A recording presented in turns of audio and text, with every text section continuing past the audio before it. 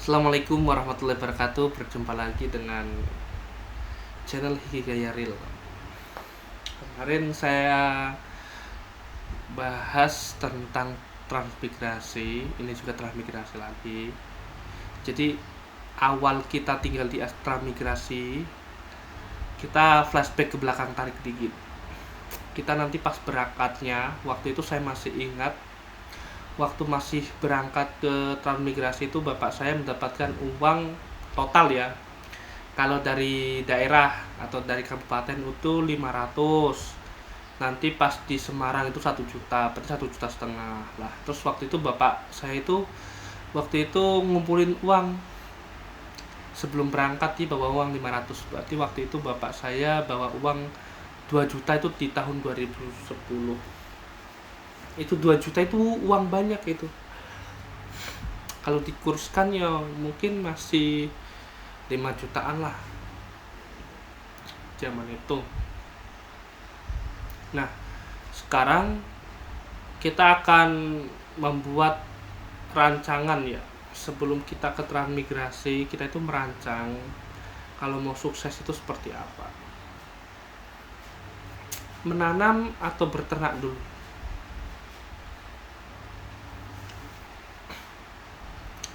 Supaya kalian supaya bapak ibu yang berangkat transmigrasi itu tidak bingung mau transmigrasi itu hidup seperti apa, nanti kalau uangnya habis nanti makan pakai apa, itu kan bingung.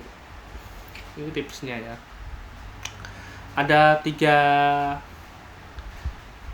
waktu yang bapak harus diselesaikan terlebih dahulu. Waktu pertama tinggal, yaitu 1 bulan bapak itu sudah membersihkan lahan pekarangan. Itu kejar target minimal 3 bulan. Kalau sampai waktunya tidak bisa dikejar ya. Kalau 3 bulan kok belum selesai, berarti tambahi 4 bulan. Kalau nggak 4 bulan, setengah tahun. Itu yang luasnya 1/4 hektar, 2.500 meter kubik. Pertama dibersihkan terlebih dahulu. Setelah itu ya kalau mau tanam-tanaman itu di depan rumah, belakang rumah dikit-dikit lah, supaya tidak jauh ya untuk dirawat. Pastikan dulu tempat letak strategisnya itu mudahkah dijangkau air. Itu paling utama diingat ya. Jadi video ini juga nanti untuk buat saya sendiri, karena saya sudah merancangnya ya. Untuk saya ke tahun depannya juga saya mau ikut transmigrasi. Nanti saya praktekkan apakah mampu 2 tahun saya bisa sukses di transmigrasi. Ini tipsnya, kita nanti akan buktikan nanti. Setelah setengah tahun sudah bersih ya, ladang udah siap, itu udah ada tanaman kayak tanaman tahunan, ada yang 2 tahun siap panen, 1 tahun siap panen, setengah tahun udah siap panen, ada, harus ada. Yang 3 bulan panen juga harus ada. Itu harus dirawat selama itu. Setengah tahun pasti berpikir bapak uangnya habis, ya itu dihabiskan uang itu. Dan tinggal di tempat transmigrasi harus diingat ya bapak ibu ya, harus memiliki 1 kendaraan. Itu sangat susah sekali kalau tidak punya kendaraan, sangat susah sekali kalau tidak punya alat untuk akomodasi. Jadi perpindahan waktu ya, tempat ke tempat itu jadi lebih singkat. Kalau bapak tidak ada, ngeri. Kita itu ditinggalkan di tempat yang paling jauh dari keramaian. Belum jadi desa, di pinggir desa, pelosok masuk hutan. Desanya itu, desa yang kita akan ditinggal itu sudah desa pelosok, lalu akan di tempat tinggalkan di pinggir desa lagi. Nah, ini menjadi tantangan ya Bapak Ibu. Tantangannya yang paling awal itu tentu, lalu yang keduanya Bapak harus siapkan beberapa alat ya. Jadi nanti di sana itu kayak talang air harus dimanfaatkan bener-bener, karena di Sulawesi itu memang banyak sungai tapi jarang mata air. Banyak sungai tapi jarang mata air. Tanahnya itu ya kaku tandus. Ini kalau tidak mampu membayangkan ya, saya merasa kayak tanah, pasir, batu itu bercampuran. Saya masih ingat di tahun 2010 itu bapak ibu saya itu mencangkulnya itu tidak pakai cangkul tapi pakai gancu. Gancu itu alat ya. Jadi mata cangkulnya itu tipis, paling 4 cm atau berapa, kecilnya segini kan, 4 cm coba. Kalau waktu itu bapak saya mencangkul sehari itu bisa dapatkan 50 kubik meter. Jadi 10 meter kali 5 gitu. Awal-awalnya nggak usah banyak-banyak dulu. Itu bapak saya kerjakan ya, dari dia berangkat pagi pulang sore, berangkat pagi pulang sore. Bayangkan bapakku itu waktu itu seorang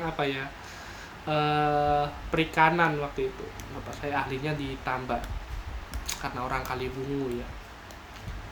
Dia tuh tinggal di gunung, dia nyangkul ya. Nggak bisa nyangkul bapakku itu pakai gancu. Yang penting tanahnya itu jadi gembur aja dulu. Nanti urusan kayak teknik-tekniknya dia terbalik, dia seperti ini ya kami juga nggak tahu waktu itu. Tapi dengan adanya saya saat ini, saya udah belajar ya untuk persiapan transmigrasi. Ya salah satunya adalah fisik bapak, yang dari sekarang itu harus dikuat-kuatkan. Ya perbanyak makan protein biar massa ototnya itu tidak berkurang. Nah, ini yang akan menjadi bahasan paling menarik setelah setengah tahun ya, lahan dibersihkan, udah ada tanaman ya. Itu perawatan sampai setengah tahun lagi. Jadi biar tanaman itu memang sudah paten.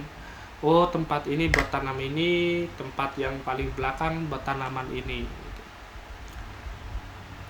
Tapi dalam waktu setengah tahun itu, bapak itu sudah punya relasi atau hubungan dengan warga lokal sana, dengan warga yang dari Jawa juga transmigrasi. Relasinya harus dihubungkan supaya masih ada ikatan ukhuwah. Saling sharing, barangkali bapak yang tidak tahu hama penyakit, bapak cari solusinya, dari tetangga udah ada yang tahu. Tapi kalau ilmu manajemen duit, uang ya, manajemen uang, mengatur uang, itu tidak semua orang itu akan memberitahu. Ya paling sekedarnya saja, jangan boros gitu kan. Ini yang paling diutamakan, bapak harus siapkan kandang ayam supaya setelah 6 bulan ya, 6 bulan itu bersih-bersih lahan, sudah dipagari, udah dicampuri semuanya. Nah, jadi 6 bulan ini untuk bahan makanan pokok penunjangnya. Salah satunya adalah ubi. Ubi bukan ubi kayu, ya kalau mau ubi kayu silakan. Ubi jalar itu yang paling utama, karena itu setelah dipanen disimpan sampai 1 bulan pun masih kuat itu.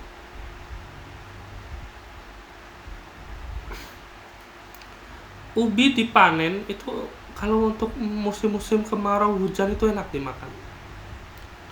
Hidup di transmigrasi di daerah hutan itu layaknya kayak kalau ya hidupnya susah tapi mereka tetap santai, bahagia ya, tidak ada tekanan hutang, tidak ada tekanan dari tetangga yang memiliki mobil, yang memiliki rumah bergedung ya, sama-sama di tempat yang di hutan itu. Jadi mereka itu memiliki standar hidup, ya udah kita hidup di rumah yang kecil ini sampai punya anak berapa kan, mau sampai anaknya 5, 6, yang penting kuat ngasih makan, ya udah syukur. Ini juga anak juga harus diperhatikan faktornya. Sampai sana juga anak harus sekolah tempatnya jauh sekali, berangkat dari pagi, ya kan, pagi sangat, karena jalan kaki. Diusahakan anak itu mau berjalan kaki. Saya waktu itu 2010 sekolah itu jalan kaki, nggak pernah dijemput orang tua atau apa. Saya merasa sekolah waktu itu sangat menyenangkan, tidak harus pakai motor atau apa. Pulang ya bercanda, berangkatnya itu malah lari-larian gitu kan, karena saya waktu itu sukanya terlambat. Yang terlambat ini ya mungkin ya karena sering begadang malamnya atau apa ya, saya lupa waktu itu. Ini sekedar curhatan aja, tapi ini adalah evaluasi kehidupan saya di masa lalu. Semoga ini bisa menambahkan wawasan.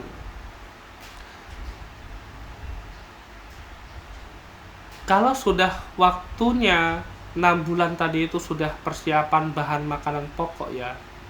Paling utama itu ada jagung ya. Setelah jagung ada ubi kayu juga, dan labu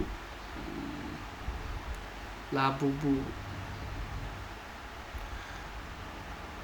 Tambahi kalau pengen makanan yang enak, seger-seger itu kayak semangka, pohon anggur itu tiap tahun itu panen, itu enak.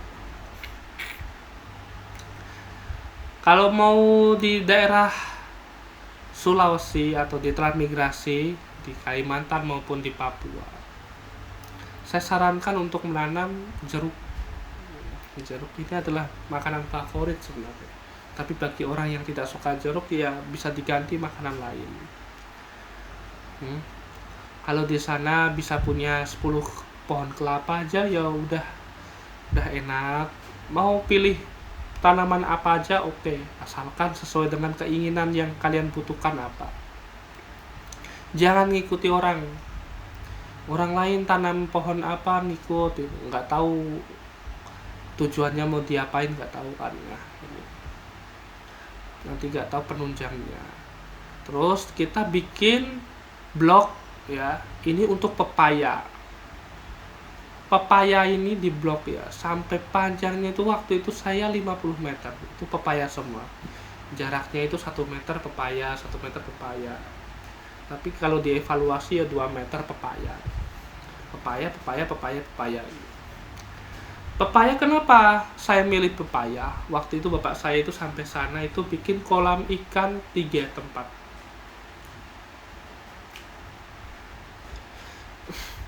Kolam ikan 3 tempat waktu itu ya, dipelihara ikan lele yang paling besar kolamnya. Kolam yang kedua itu dikasih nila ini juga bagus, karena tanpa kita sadari ya, kita punya ikan nila 10 bisa jadi sampai ribuan, karena dia akan berkembang biak sendiri di tempat kolam itu.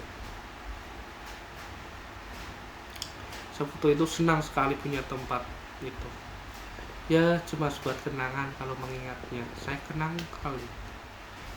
Lalu kalau bapak ibu di Sulawesi atau di Kalimantan atau di Papua, ya persiapkan diri untuk memelihara ayam setelah 6 bulan. Kalau 6 bulan punya ayam, itu carilah bibit utama, jangan ayam yang kecil. Pokoknya ya 1 bulan udah siap bertelur gitu loh ayam itu. Jadi belilah betina itu kalau nggak 4, di atasnya 5, 6, 7, 8, 9, 10. Terus ayam jagonya 1 sebagai pejantan ya, pacek sebenarnya. Kalau 1 betina bisa bertelur minimal 10 atau di atas 10. Tapi kita bikin range ya, rata-ratanya itu 10. atau 8.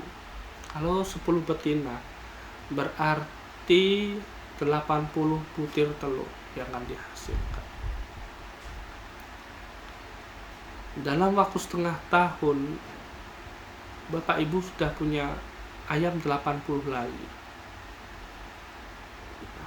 Setelah itu berarti 80, kalau 110 nanti dikali lagi 10 berarti 1000 ekor. Tahun yang kedua nanti dikali lagi. Coba bayangkan, nikmat mana lagi cara yang saya sudah buat ini. Untuk pakan ayamnya, maka Bapak waktu itu kan tadi ya saya sebutkan untuk tanam jagung. Jagung itu setelah panen itu digiling, Pak. Kalau nggak digiling, di sana kan banyak kayu ya. Kita pesen orang sana yang punya kerajinan apa untuk bikin alu atau lumpang. Atau Bapak bisa pesen dari Shopee online untuk beli mesin cacah atau mesin giling. Itu sekitar saya lihat di Shopee sekarang ini 2 juta itu udah dapat barang yang paling bagus.